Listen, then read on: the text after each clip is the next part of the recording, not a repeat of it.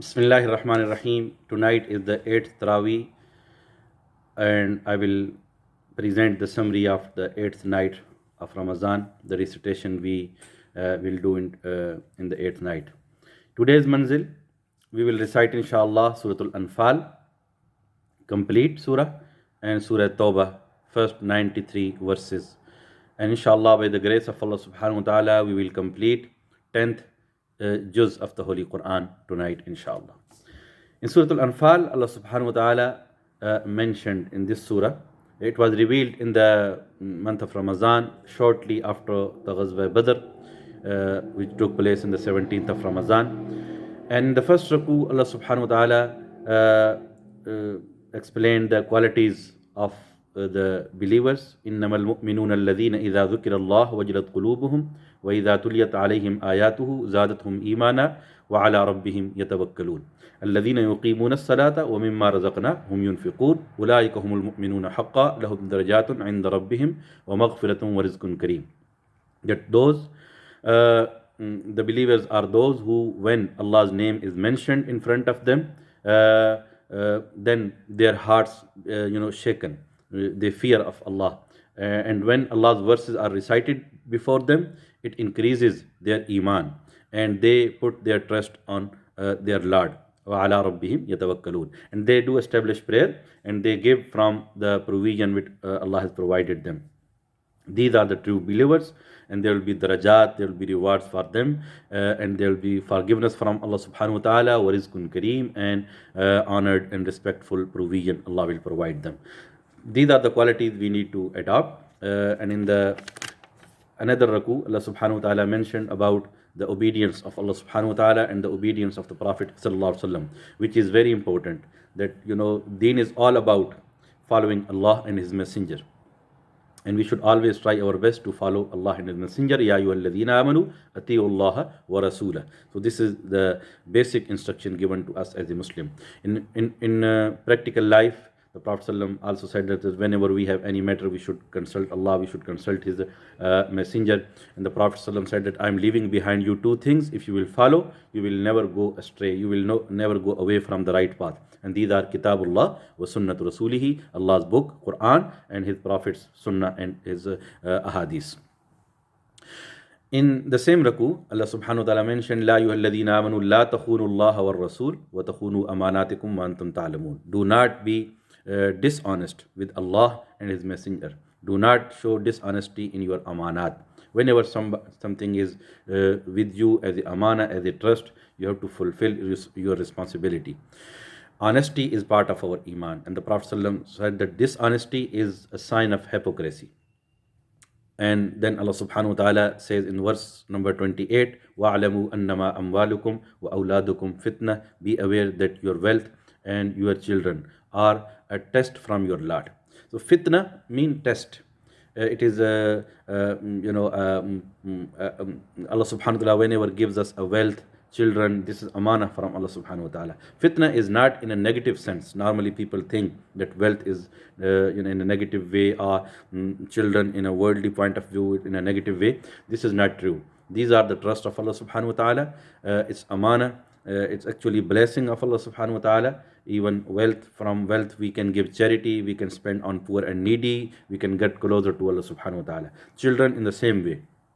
If we will look after them properly, if we will fulfill our obligations regarding them, if we will make their good tarbiyah, inshallah, these children will become a sadaqah jariyah for us. The Prophet sallallahu alaihi wasallam said that a person passed away, but three things, all his good actions, are cut off. He cannot make any deeds anymore, but except sadaqah jariyah. And one of them is one of the sadaqah jariyah is continuous charity, is pious children. If a person leaves behind pious children, they will continue praying, they will continue other do good deeds, and the parents will get reward even in their graves, because they have made their efforts to make them a good and practicing Muslims. So they will still get reward for their actions, because they have made efforts on them. In the next raku, in the verse number 35, it is mentioned, وَمَا كَانَ صَلَاتُهُمْ عِنْدَ الْبَيْتِ إِلَّا مُكَاءٌ وَتَصْدِيَةٌ, that their prayers close to the masjid is nothing but loud chatting and clapping. So it is very important that when we come to the masjid, there should not be any loud noises. We should be respectful. We should, keep the calmness and dignity of the masjid, and there should not be any disputes in the masjid, because this is one of the sign of qiyamah, that people will make chagda and disputes in the masjid. So we have to avoid this. And in yantahu yaghfir lahum ma qad salaf, if you stop from what you are doing, then Allah will forgive you what you already done. So this is a very good, hopeful verse of the Quran. The Prophet ﷺ said that al-Islamu yahdimu ma kana qablah. When a person accepts Islam, he will be, all his previous sins are forgiven. And Islam erases what occurred before, and repentance, tawbah, also erases what occurred before. So the gate of tawbah is open. We can make tawbah to Allah subhanahu wa ta'ala for our sins, for our mistake. And whenever a person makes sincere tawbah, Allah subhanahu wa ta'ala forgives his previous sins or her previous sins. In the next raku, which is the 10th juz of the Quran, there are very important instructions are given, manners of if something, a dispute, an encounter happens in a big way, then what the basic instruction is given. The Prophet ﷺ said that La tatamannu liqa al-aduv, do not wish for war, and ask Allah, was'alullahu al-afiyah, ask Allah for protection. This is the thing we need to make dua, and we need Allah's protection. That's why the Prophet ﷺ recommended that we have to seek Allah's protection after every farz prayer, because we need Allah's protection and afiyah. Because His protection and His afiyah, we cannot survive in this world. Inna Allah, and then in the next raku, Allah subhanahu wa ta'ala explained about tawakkul. وَمَنْ يَتَوَكَّلْ عَلَى اللَّهِ فَإِنَّ اللَّهَ عَزِيزٌ حَكِيمٌ. If anyone will put his trust on Allah, Allah is, the powerful, and He is wise.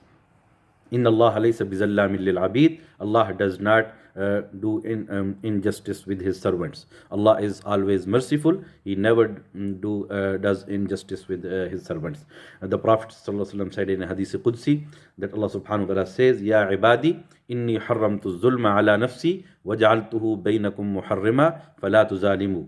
That Allah subhanahu wa ta'ala says in a Hadith Qudsi that I have prohibited injustice for myself, and I have made it prohibited to you between each other. So therefore, do not do zulm, do not do injustice against each other.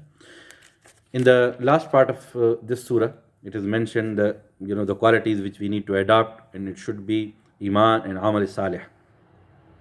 And وَالَّذِينَ آمَنُوا, those who believe, and those who adopt the qualities, which is combination of faith and combination of practice of good deeds, will be successful in the hereafter. So these are the qualities we need to adopt.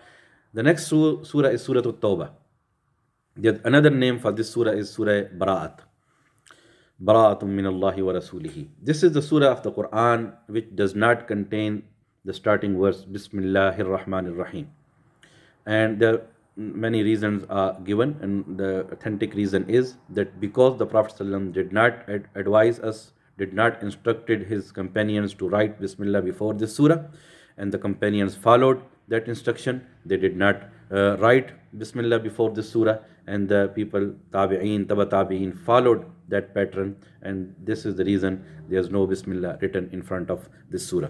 The actual reason may be known to Allah subhanahu wa ta'ala and His Messenger, but this is the apparent reason that the Prophet ﷺ did not advise. So it is also an indication that Quran, the whole Quran, from first verse till last verse, is a preserved book, divinely preserved book. And every verse which now in front of us is exactly according to what Allah has and His Messenger has, planned, given us to recite. So the whole Quran is unchanged, unaltered. It's completely preserved way come to us, and it is the most protected book on earth. That's why we have to believe that every letter, every word of the Quran is true, and it came from Allah subhanahu wa ta'ala through our beloved Prophet Muhammad sallallahu alayhi wasallam. In the third raku, it is mentioned, وَأَذَانٌ مِّنَ اللَّهِ وَرَسُولِهِ. This is announcement of Allah and His Messenger, إِلَى النَّاسِ, towards humanity, يَوْمَ الْحَجِّ الْأَكْبَرِ, on the biggest day of Hajj, أَنَّ اللَّهَ بَرِيءٌ مِّنَ الْمُشْرِكِينَ. So the azan is a word which means announcement. Announcement, normally when we say azan, when we hear the azan, it is announcement, because it's announcement towards prayer. So this words came for Hajj as well. وَأَذِّن فِي النَّاسِ بِالْحَجِّ, and make announcement for the Hajj, for the people. So azan is one of the way to make announcements. Whenever you are praying, even if you are praying individually at home, you can say azan. But if you are praying as a jama'ah at home, the azan in your local masjid is enough for you. But if you want to make your azan for the safe side, then it's totally fine and it's totally allowed. You can do. So azan should be done for collective prayers, all collective prayers, and the person who is making azan should be a mature person, adult person, because child azan is not enough. In the next raku, it is mentioned about the some qualities we need to adopt. And there the reality mentioned, أم حسبتم من تتركوا ولما يعلم الله الذين جاهدوا منكم ولم يتخذوا من دون الله ولا رسوله ولا المؤمنين وليجا والله خبير بما تعملون. So when we say iman, when we say that Allah is our Lord, the test will come, and of course the ijtihad also will come as well. The struggle in the way Allah's path, sometimes the confusion will come. We have to make ijtihad, we have to make struggle in the path of Allah subhanahu wa ta'ala. Dawah is a struggle in the path of Allah subhanahu wa ta'ala. So as a Muslim, we have to believe that sometime trials will come, sometime test will come, and this is actually the test of our iman. So the main thing is we have to be steadfast in all matter. We have already had learned, about the sabr, patience. Patience does not mean just showing patience at somebody's death, or when we face any loss of property or soul, but it's actually showing patience. Showing patience in obedience of Allah subhanahu wa ta'ala. Showing patience, if when we face any difficulty, and showing patience when an intention of sin comes into our mind, and we have to steadfast in the right path. This is actually the patience. In the next verse, next raku, it is mentioned in إنما يعمر مساجد الله من آمن بالله واليوم الآخر وأقام الصلاة وآتى الزكاة ولم يخش إلا الله فعسى أولئك أن يكونوا من المهتدين. That serving the masjid, serving Allah's house like masajid, it's an honorable action. Those who are serving the masjid, is a great opportunity for them, to serve the house of Allah. And those people who attend the masjid, they are the guest of Allah subhanahu wa ta'ala. In the Holy Quran, the first juz we learned that Allah's Prophet Ibrahim and Ismail alayhim salam, they were given instructions to clean the house. أن طهر بيتي للطائفين والعاكفين والركع السجود.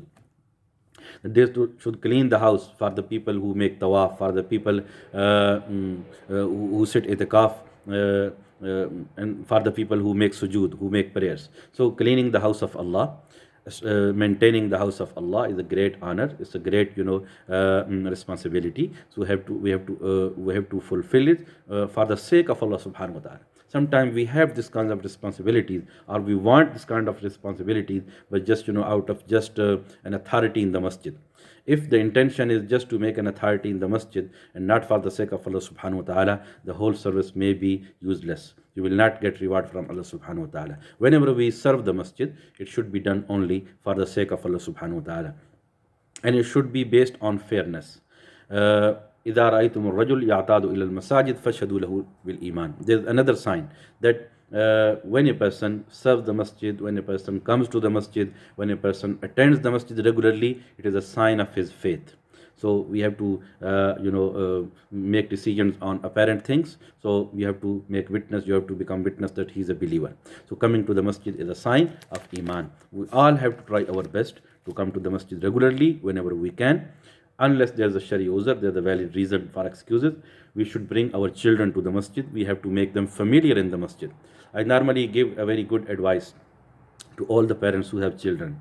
that when you start tarbiyah of your children, when you try to make them good Muslims, good humans, the first thing you need to do is make them familiar with the masjid. Inshallah, when your children are regular in prayers, when your children feel happy to come to the masjid, when your children want to come to the masjid and they attend the masjid regularly, every day, maybe weekly basis, their heart are attached to the masjid, then I think as a parent your job is done, because you have done your duty. Inshallah, one day they will be guided. Inshallah, gradually they will improve. Inshallah, because this is a great blessing. If a child is coming to the masjid, if a young person is coming to the masjid, we have to make our attitude in such a way that our behavior should be welcoming. And the fifth raku of Surah Al-Tawbah is mentioned about the importance of zakat. والذين يكنزون الذهب والفضة ولا ينفقونها في سبيل الله فبشرهم بعذاب أليم. Those who make treasures, who make save their monies and do not give in zakat, there's the worst scenario mentioned for them. There will be severe punishment for them. So this is the basic duty as a on us, that when we have money on the level of nisab, we should give zakat at least 2.5% after each year on all our savings. And this is the responsibility, this is the duty as a Muslim. If we will be neglectful, then there is a severe warning is given. The Prophet ﷺ said that خُذْ مِنْ أَمْوَالِهِمْ صَدَقَةً تُطَهِّرُهُمْ وَتُزَكِّيهِمْ بِهَا. Allah subhanahu wa ta'ala mentioned that take zakat from their wealth, which will purify their money. The Prophet ﷺ said that تُؤْخَذُ مِنْ أَغْنِيَائِهِمْ فَتُرُدَّ عَلَى فُقَرَائِهِمْ. Yet it will be taken from their wealthy people and it will be distributed from their poor people. The first priority to give zakat is the local needs. If there's a local person in severe need, maybe in your neighborhood, maybe a homeless person, then it is our duty to give, to help that person from our zakat, from our sadaqah. In the same raku, it is mentioned about the sacredness of months. There are 12 months, but 4 of them are sacred: Muharram, Zilqad, Zilhajj, and Rajab. These are the months which are called sacred month. In the 8th raku of Surah At-Tawbah, Allah subhanahu wa ta'ala mentioned about the how to consume zakat. إنما الصدقات للفقراء والمساكين والعاملين عليها والمؤلفة قلوبهم وفي الرقاب والغارمين وفي سبيل الله وابن السبيل فريضة من الله والله عليم حكيم. That those who are eligible to receive zakat are poor and needy person, especially للفقراء والمساكين. The Prophet ﷺ said that the needy person is not the one who is beggar, just taking his bowl and asking people from money. The needy is not the one who goes round and asks for help. The real needy person is the one who does not have enough to satisfy his needs. La yajidu ghinan yughni. So the real needy person may not be asked you apparently, but he deserves your zakat, he deserves your sadaqah. In the next raku, it is mentioned the qualities of believers, their mutual relationship. والمؤمنون والمؤمنات بعضهم أولياء بعض يأمرون بالمعروف وينهون عن المنكر وأولئك ويقيمون الصلاة ويؤتون الزكاة ويطيعون الله ورسوله أولئك سيرحمهم الله إن الله عزيز حكيم. That they cooperate with each other. They tell each other about Amr bil Ma'ruf and Nahi anil Munkar. They establish prayer. They tell others what is right, what is wrong. They establish prayer and they give zakat and they obey Allah and His Messenger. These are the people Allah will, soon show mercy on them. And indeed, Allah is most powerful and most wise. So this is the quality we need to adopt. The Prophet ﷺ said in a hadith, مثل المؤمنين في تراحمهم وتوادهم وتعاطفهم كمثل الجسد الواحد إن اشتكى منه عضو تداعى له سائر الجسد بالسهر والحمى. The examples of the believers in the compassion and in the mercy they have for each other is like the example of one body. If a part of it falls ill, the rest of the body suffers with fever and sleeplessness. So this is, we need a heart which shows mercy, which shows compassion for others. Ar-Rahimun yarhamu, those who are merciful, Allah will be merciful on them. Irhamu man fil arz, yarhamukum man fis sama. Show mercy on those who are on earth, and Allah will show mercy on you who is in the heaven. So this is the quality we need to have. وعد الله المؤمنين والمؤمنات جنات تجري من تحتها الأنهار خالدين فيها ومساكن طيبة في جنات عدن ورضوان من الله أكبر ذلك هو الفوز العظيم. This is Allah's promise, that He will give paradise to those who will adopt these qualities, and Allah will be happy with them. Allah's pleasure will be for those people. And the Prophet ﷺ said in Hadith, Man amana billahi wa rasulihi wa aqama as-salata wa sama ramadana fa inna haqqan ala Allah an yudkhilahu al-jannah. Whoever believes in Allah and in His Messenger, whoever offers prayers regularly, whoever make his fasting regularly in the month of Ramadan, will rightfully be granted Jannah. This is the promise of Allah subhanahu wa ta'ala. And in the next raku, Allah subhanahu wa ta'ala mentioned, وَمِنْهُمْ مَنْ عَاهَدَ اللَّهَ لَإِنْ آتَانَا مِنْ فَضْلِهِ لَنَصَدَّقَنَّ وَلَنَكُونَنَّ مِنَ الصَّالِحِينَ. The background of this verse is actually, the main point is we have to spend in the way of Allah subhanahu wa ta'ala. When we have money, it is totally blessing of Allah subhanahu wa ta'ala. We have to fulfill our obligations, and we have to set a portion of our money for the poor, for the needy. وَفِي أَمْوَالِهِمْ حَقٌّ لِلسَّائِلِ وَالْمَحْرُومِ. And in their wealth, they are recognized right for the poor and needy. Once a companion of the Prophet, Abdul Rahman bin Auf radiallahu ta'ala anhu, who is from Ashra Mubashara, who came to the Prophet ﷺ, and he said that, O Prophet of Allah, I had 8,000 dirhams. So I have spent 4,000 given in charity, and I have kept 4,000 for my own needs, for myself and for my family. And the Prophet ﷺ replied in a most beautiful way, Barakallahu fima amsatta wa fima a'tayta. May Allah bless you what you have spent, and may Allah bless you what you have kept for yourself. So whatever you have kept for yourself, may Allah bless you as well, and whatever you have given in charity, may Allah bless you in your charity as well. So this is a very beautiful way. We are not supposed to spend whatever we have. We have to keep for ourselves. We can keep for our family if we have needs. This is our obligation. That's why only the compulsory charity is 2.5% each year on all our savings, on all our assets, and the rest is sadaqah. If we can, we have to do maybe on weekly basis, on monthly basis, whatever we can, because as-sadaqatu raddul bala, it removes troubles, it worries, it cures the disease and so on. So we should make our regular habit to spend something, whether daily basis or weekly basis, but we have to spend something. Even it is little, still we have to spend, because it is a great benefit. It will affect, and it will have blessings on our life and our families, inshallah. May Allah subhanahu wa ta'ala give us ability, give us tawfiq, that we follow what we recite, inshallah. By the grace of Allah subhanahu wa ta'ala, we have completed 10 juz of the Quran tonight, inshallah, and we will hope that inshallah we will do our khatam according to our times, our schedule. أقول قولي هذا واستغفر الله لي ولكم ولسائر المسلمين فاستغفروا إنه هو الغفور الرحيم.